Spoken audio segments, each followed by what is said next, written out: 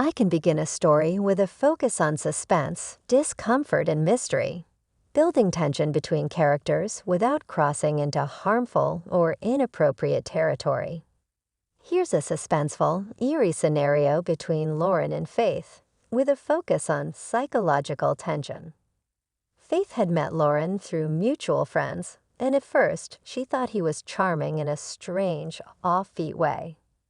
His sense of humor was quirky, and his personality was different from anyone she had met before. They bonded over conversations about philosophy, life, and human nature. But as the weeks went by, Faith began to sense something darker lurking beneath Loren's surface. She had always been drawn to people with deep thoughts, people who looked at the world through a lens of complexity. But Loren's way of looking at the world felt a bit too focused, too sharp. There was always something calculating about his gaze, something that made Faith feel like she was under constant observation. It started with small things.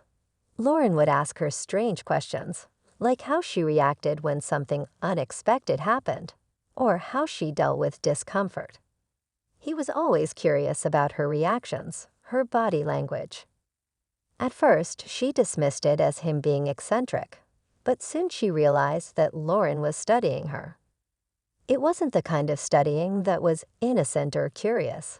It was more like he was waiting for a specific reaction, one he could analyze. One evening, Loren invited her over for dinner at his apartment. Faith was reluctant, but she went anyway. Loren had an air of mystery around him, and while that intrigued her, it also made her nervous. She told herself she was just being paranoid, that it was all in her head. When she arrived, Loren greeted her with a calm, almost too pleasant smile. He looked different tonight, his usual laid-back demeanor replaced with something more intense, as if he had been waiting for this moment for a long time. "Hey, Faith," he said, ushering her inside. "I'm glad you could make it. Dinner's almost ready." Faith nodded, stepping into the apartment. She had been here a few times before, but tonight it felt off. The apartment was immaculate, almost sterile. There were no personal touches, no photos on the walls, no clutter. It looked like a showroom, like someone had carefully staged it for the perfect first impression.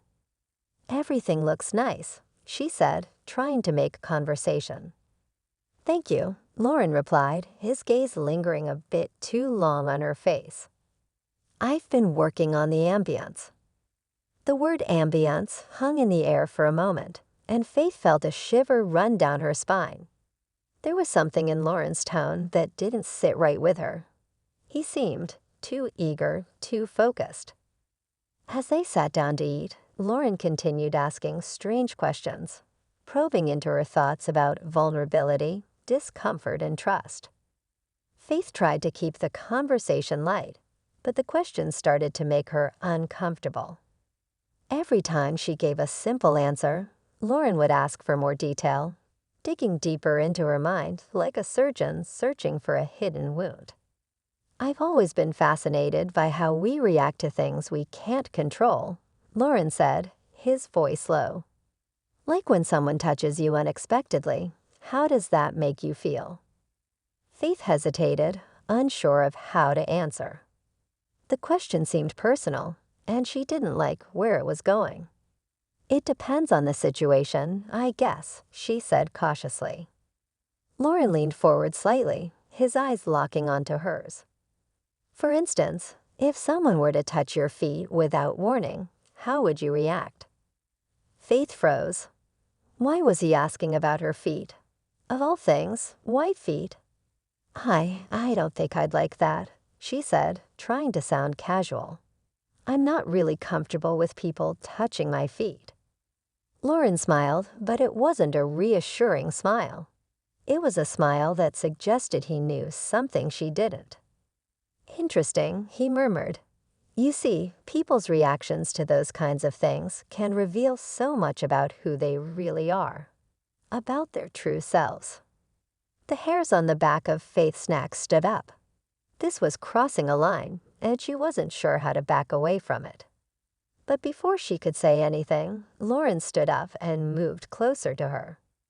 "Loren, I think I should go," she said, her voice shaky. But Loren didn't stop. He moved in closer, his movements slow, deliberate. "No, Faith, you can't leave just yet. You're part of this now. You need to understand. The experiment needs to be completed." Before Faith could react, Loren reached down and gently touched her ankle. The contact sent a jolt of panic through her body. She yanked her leg away, but Loren's grip was surprisingly strong. "Stop," she cried, struggling to free herself.